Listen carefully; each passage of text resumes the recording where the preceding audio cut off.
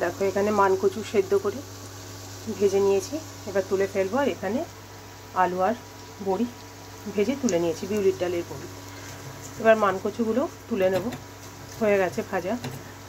এটা আমি করব রুই মাছ দিয়ে, তোমরা দেখতে থাকো। রোববার দিন বেশ অনেকটাই মানকচু নিয়ে এসছে, বলেছিল কাঁচা করতে, বাটা আর কি। তো আমি বললাম খানিকটা তাহলে রুই মাছ যখন আছে, রুই মাছও ভীষণ ভালো লাগে, বড় মাছ, কাতলা মাছ, রুই মাছ সবেতেই ভালো লাগে। তারপরে ছোটো চারাপোনা মাছগুলো, সেগুলোতেও ভালো লাগে। মানকচু মুগের ডালে ভালো লাগে, এরকমভাবে যদি ভেজে মুগের ডালের মধ্যে দিয়ে দাও, সেদ্ধ করে তারপরে ভাজবে। তো এবার আমি মাছগুলো ভেজে নিই। তো সেটা তখন বললো ঠিক আছে, তাহলে খানিকটা ইয়ে করো আর বাকিটা বাটা করো। তো সেই জন্য আজকে আমি রুই মাছটা করছি তোমার মানকচু দিয়ে।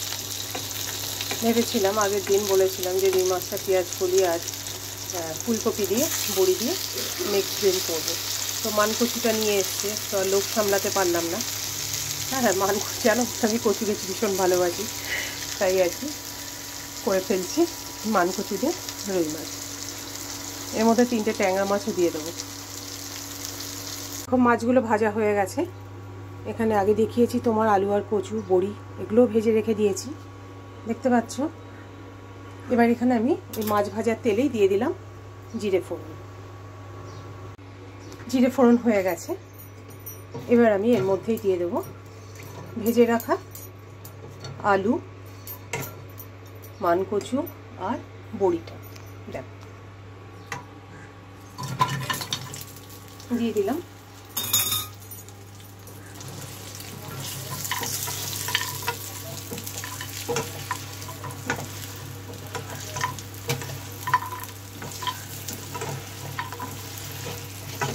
এর মধ্যে 3-4টে কাঁচা লঙ্কাও ফালি করে আমি দিয়ে দেবো, দিয়ে জল দিয়ে দেবো, ঠিক আছে। তারপরে যেমন তোমরা তো সবাই জানো, ঝোলটা যেই ফুটে যাবে তখন দিয়ে দেবো ভেজে রাখা মাছ, ঠিক আছে। তো এখন আমি লঙ্কাটাকে একটু ফালি করে ওর মধ্যে দিয়ে নিই। হ্যাঁ, দেখো কাঁচা লঙ্কাও দিয়ে দিয়েছি, এবার জলটা দিয়ে দিচ্ছি। 4টে কাঁচা লঙ্কা দিয়েছি, এবার জলটা দিয়ে দেবো।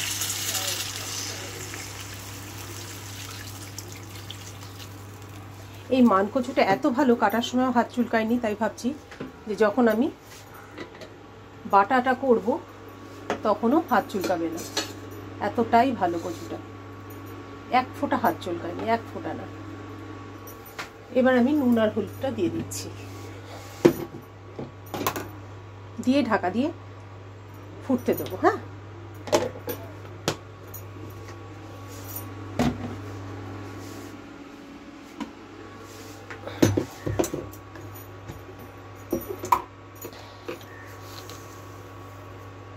লবণটা দিয়ে দিলাম। এতে তেমন কোনো মশলা টশলা যাবে না, সামান্য একটু আদা দিলেও দিতে পারি। আর তোমার দেবো হচ্ছে নামানোর আগে ভাজা জিরের গুঁড়ো, ঠিক আছে। এদিকে প্রেশার কুকারে গরম হচ্ছে, ফুটে গেছে, মাছগুলো আমি ছেড়ে দিয়েছি। দেখো দেখো,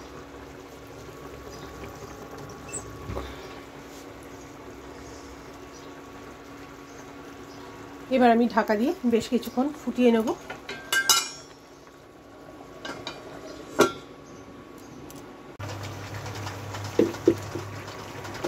মাছের ঝোল হয়ে গেছে।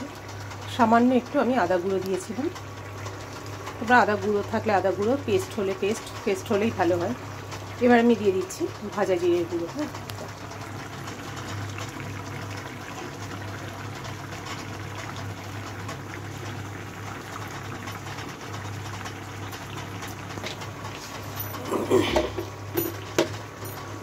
এইসব ঝোলে একটু ভাজা জিরের গুঁড়ো বা ছোটো মাছের ঝোলে, মানে যেগুলো তোমার চারাপোনা বলে, সেই সব ঝোলে যদি একটু লাস্টে নামানোর আগে এরকম ভাজা জিরের গুঁড়ো ছড়িয়ে দেওয়া যায় না, তো গরম ভাতের সাথে কিন্তু দুর্ধর্ষ লাগে খেতে। তোমাদের কার কার ভালো লাগে?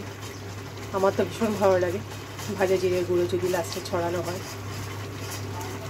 এগুলো আমার শেখা। আমার মা, দিদাকেও দেখতাম, দিদাকে যখন দেখতাম তখন খুবই ছোট। তবে রান্না বেশিরভাগ শেখাটাই আমার মায়ের থেকে।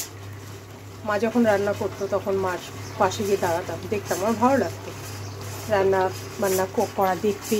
হ্যাঁ, তার মাছ ফাছ কাটা দেখতে। আমি কিন্তু সব মাছই কাটতে পারি, জ্যান্ত মাছ বলো, মোড়া মাছ বলো, সব মাছ। শিঙি, মাগুর, কই, ট্যাংরা, শোল, বড় হোক যাই হোক, ছোটো হোক, সব মাছই কিন্তু আমি কাটতে পারি। তো আমার মতো কারা কারা মাছ কাটতে পারে বলে। তবে এখন বেশিরভাগ দিনই, যেহেতু আমার দেরি হয়ে যায় এখন সব কিছুতেই উঠতে সব দিনকে, তো যার জন্য এই সপ্তাহে যেমন ট্যাংরা মাছটা কেটে আনিনি। এর মধ্যে বেশিরভাগ ছিল জ্যান্ত ট্যাংরা। বেশ বড় সাইজেরই ট্যাংরা দেখাচ্ছি তোমাদের সাথে। এই ট্যাংরাগুলো হ্যাঁ সব জ্যান্ত ছিল, দু একটা মরা ছিল ওর মধ্যে। তো সেগুলো সবই বাড়িতে নিয়ে এসেছিলো, বললো মাছ কাটার আজকে লোক পাইনি। আলাম ভালো করেছো। তো যাই হোক, ট্যাংরা মাছ কাটতে বেশি সময় লাগে না। হ্যাঁ, আশপাশ নেই তো ছাড়ানো ইয়ে করতে বেশি সময় লাগে না। তো জাস্ট কাটাগুলো কেটে সুরগুলো একটুখানি বাদ দিয়ে পাখনাগুলো কেটে দিলে। তো দেখো, মাছের ঝোল হয়ে গেল।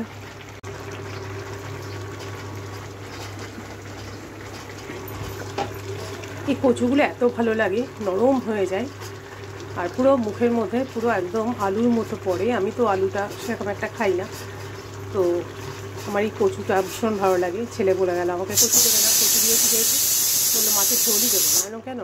মাছের ঝোল নাকি তেল তেল করে কচুতে। কে বলেছে তোকে? আমি কচু ভেজে তারপরে এর মধ্যে দিয়েছি। তো যাই হোক, তুই চুপচাপ খা, দেখ। তো চলে গেল, এখন খাবেও। তবে কচু খেতে হবে না, তুই ইয়ে খা, ঝোল আর আলু খা। তো যত কম খাবে তত ভালো, তাই না? ভাগে আমার বেশি পড়বে, খেতে আমি ভালোবাসি। তবে কচু কাঁচা বাটা ফাটা এই সমস্ত কিন্তু খাবে না, তখন না নিই, তখন রেখে দাও, যদি থাকে কালকে খাবো। বুঝতে পেরেছো? এই হচ্ছে অবস্থা। আগে খেয়েছে, কিন্তু কবে খেয়েছে অনেক দিন পর পর খায়, তো ওই জন্য অতটা মানে ভুলে যায় যে কেমন টেস্ট বা কিছু।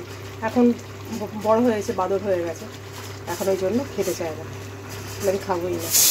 কিন্তু কাঁচা মাছ মানে কাঁচা কচু আর কি বেটে দাও, সেটা খাবো।